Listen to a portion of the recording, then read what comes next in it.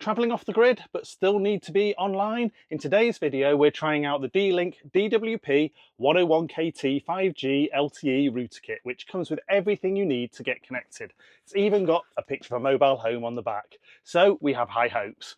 Keep watching as we connect it up and test it out. Don't forget to check out our other videos on everything campervan and motorhome related, from solar to water, heating to gadgets, tyres to trips. If you like this video, please do hit the thumbs up. It really does help me to know what you like, and you can ask any questions or give feedback in the comments.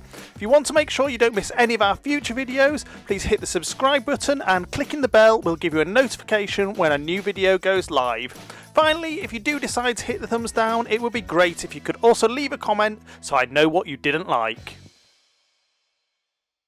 Whether you're working remotely, streaming your favourite shows under the stars, or just staying in touch whilst on the road, this kit has a pretty unique design that makes it different to anything else we've tried. So, is it the perfect solution to staying connected on the road?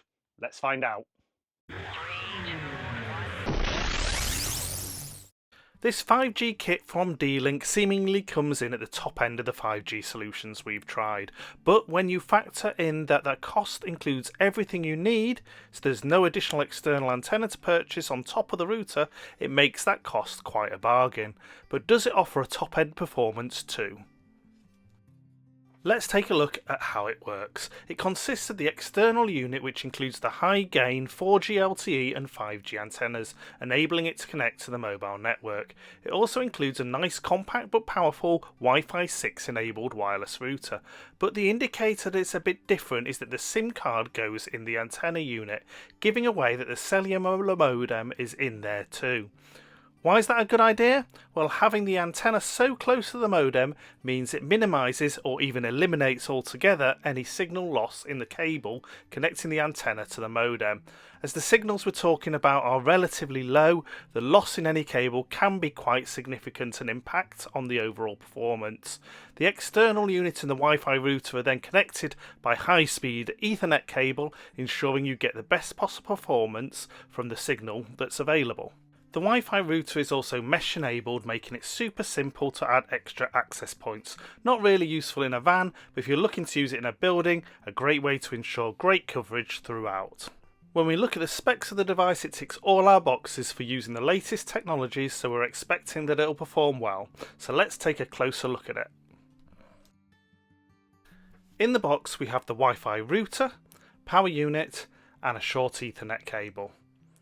We have a long, flat, profiled Ethernet cable to connect the external antenna unit, which we have here, along with the power over Ethernet injector that gets the power to the outside unit using the same cable as we get the data through. The two units are really neat and well made, with a minimalist but robust design. Connecting up involves adding our SIM card to the antenna unit, and connecting one end of the flat Ethernet cable through the waterproof connector, then the other end of that Ethernet cable plugs into the power over Ethernet or PoE injector. Then the short Ethernet lead to the Wi-Fi router goes to that too. Finally, we connect the power leads to the router and the PoE injector. The external unit is designed for pole or wall mounting, so we've temporarily mounted it to a pole on the van. The unit is supported by the D Link Falcon app, which shows we're connected. We've not had to do any setup at all, everything has just worked. But if you want to get into more advanced setup, you can in the modem admin portal, and you can see all about the connection it's made. We can see here that it's simultaneously connected to 4 4G and 1 5G mobile bands, and we can look at the signal strengths of each. But you really don't need to do anything. Let's check out how it performs in an area of pretty average 5G coverage. We can see the phone is showing a couple of bars of 5G, but the performance is just 3.5 megabits per second download and 5.5 megabits per second upload. We'll connect it to the D Link unit, which is using a Smarty SIM just like the phone, and rerun the test. And the difference is quite staggering. It's 201 megabits per second down and 26.7 up. We like to get away from civilization, But what that often means is no 5G and quite often not even any 4G mobile internet, especially if you're just using your phone. You can see we have just one bar of 4G on the phone and we can't even complete a speed test. As we're off-grid, we're using our power bank to power the D Link and it's using just 7 watts. And when we switch the phone to the D Link Wi-Fi, we get a pretty acceptable and usable 5 megabits per second down and 1.25 up.